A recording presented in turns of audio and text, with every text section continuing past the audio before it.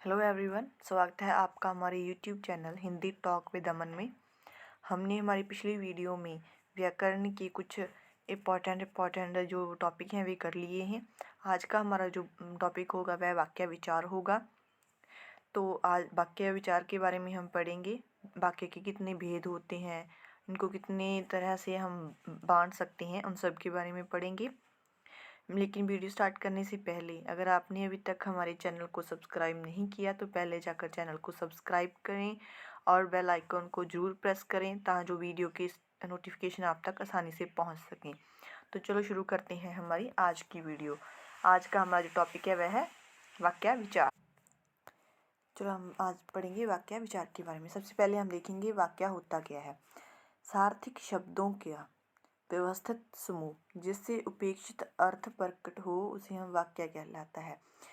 जिसमें सार्थिक शब्द हो, ठीक है, कोई ऐसा ना हो, कोई भी निरर्थक शब्द ना हो जिसका कोई अर्थ ही ना हो, जो सही ना हो, ठीक है, वह शब्द हम इसमें यूज़ नहीं कर सकते। जिस शब्द का हमें सार्थिक अर्थ पता हो वही हम वाक्य में यूज़ करते हैं। उन सभी का आपस में मिल करके जो हम एक अर्थ प्रकट होता है उसे हम वाक्य कहते हैं, ठीक है। वाक्य में निम्नलिखित 6 तत्व अनिवार्य हैं। कौन कौन से? सार्थिकता, योग्यता, आकांक्षा, निकटता, पदक्रम और अन्वय। सार्थिकता क्या होती है? सार्थिकता से अर्थ होता है कि हम जो भी वाक्य बोल रहे हैं उसका कोई ना कोई अर्थ जरूर होना चाहिए। योग्यता से तात्पर्य है कि जो भी हम वाक्य में जो भी पद बोल रहे हैं उनमें आपस में कोई ना कोई अर्थ होना चाहिए उनका। आकांक्षा का अर्थ होता है इच्छा। जो भी हम कह रहे हैं वाक्य वह अपने आप में पूर्ण होना चाहिए।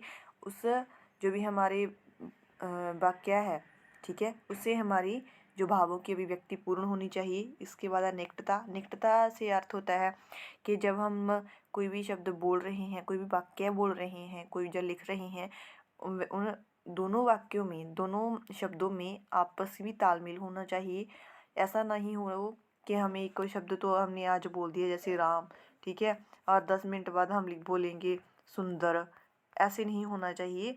इनमें आपस में सेम जो टाइम की स्पेस होनी चाहिए। इसके बाद आएगा पदक्रम।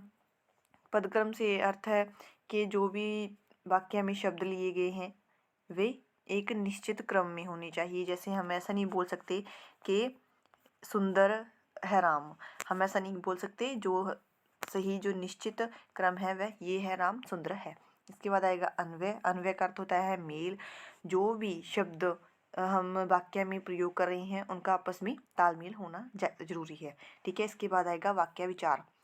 वाक्य विचार में शब्द क्रम, उनके पारस्परिक संबंध, वाक्य के अंग, वाक्य के भेद, वाक्य विश्लेषण आदि का विवेचन किया जाता है। इन सभी का हम जो विवेचन करते हैं तो इसे हम क्या कहते हैं? इसे हम कहते हैं वाक्य विचार, ठीक है। चलो आगे चलते हैं। वाक्य के घटक कौन कौन से हैं? वाक्य के 2 घटक माने जाते हैं, उद्देश्य और विधेय।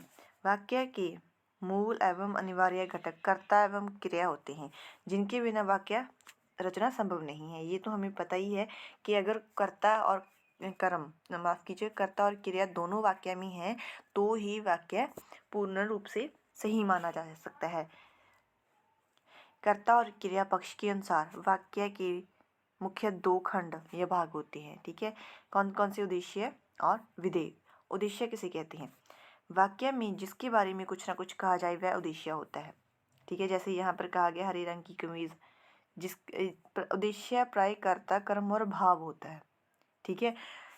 हरे रंग की कमीज जो है वे क्या है? वे हमारा उद्देश्य है, हम उसके बारे में बता रहे हैं, ठीक है। इसके बाद आएगा विधेय। विधेय में जो आएगा वाक्य का वह अंश जो वाक्य के उद्देश्य के विषय में बताता है। जो वाक्य के उद्देश्य के विषय में के बारे में बताए उसे हम क्या कहते हैं? उसे हम कहते हैं विधेय। जैसे हरे रंग की कमीज किसकी है? राम की है। ये क्या आएगा? इसे हम कहेंगे विधेय, ठीक है। चलो आगे चलते हैं। वाक्य के भेद कौन कौन से होते हैं? वाक्य के कौन कौन से भेद होते हैं? रचना के आधार पर अगर हम कहें सरल वाक्य, संयुक्त वाक्य, मिश्रित वाक्य होते हैं। अर्थ के आधार पर विधानार्थक, निषेधवाचक, प्रश्नवाचक, आज्ञावाचक, संदेहवाचक, इच्छावाचक, संकेतवाचक और विस्मयादिवाचक होते हैं। आगे हम इसके बारे में पूरी तरह से पढ़ेंगे। सबसे पहले आएगा रचना के आधार पर वाक्य के भेद। कौन कौन से हैं? सरल वाक्य या साधारण वाक्य। जिन वाक्यों में केवल एक ही उद्देश्य और एक ही विधेय होता है उन्हें सरल वाक्य या साधारण वाक्य कहते हैं। ठीक है, इनमें एक ही समीपिका क्रिया होती है।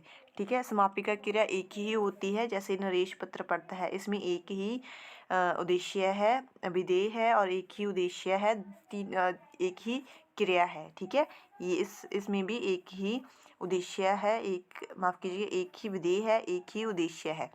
ठीक है, इसके बाद आएगा संयुक्त वाक्य। जिन वाक्यों में दो से अधिक सरल वाक्य योजकों जैसे और, एवं, तथा, या, इसलिए, अतः, फिर भी, किंतु, परंतु, लेकिन आदि से जुड़े हों उन्हें क्या कहते हैं? उन्हें संयुक्त वाक्य कहते हैं। जैसे नरेश पढ़ता है और नीना पढ़ती है, सीता पढ़ती है लेकिन, किंतु, परंतु, मोहन लिखता है। ठीक है, इस तरह समझ आ गई।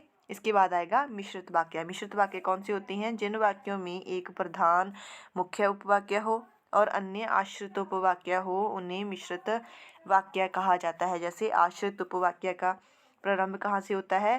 कि जो, जैसे, यदि, क्योंकि, इसलिए, सो, जो, जहाँ, वहाँ आदि अवयवों से होता है। जैसे जब नरेश पढ़ता है तब नीना भी पढ़ती है। वह वही व्यक्ति है जो कभी बहुत धनवान था। ठीक है, मिश्रित वाक्यों में एक प्रधान वाक्य और अन्य गौण वाक्य होता है। ठीक है, दोनों वाक्य आपस में जुड़ते हैं। लेकिन जो संयुक्त वाक्य होता है हमारा, उसमें दोनों वाक्य आपस में आश्रित नहीं होते एक दूसरे के, वह दोनों ही प्रधान होते हैं। ठीक है, इसके बाद आएगा अर्थ के आधार पर वाक्य के कौन कौन से भेद होते हैं। सबसे पहले आएगा विधानवाचक। जिस क्रिया द्वारा, यहाँ क्रिया द्वारा किसी कार्य के होने की या किसी तथ्य के होने की सकारात्मक रूप से जानकारी मिले उसे हम क्या कहेंगे?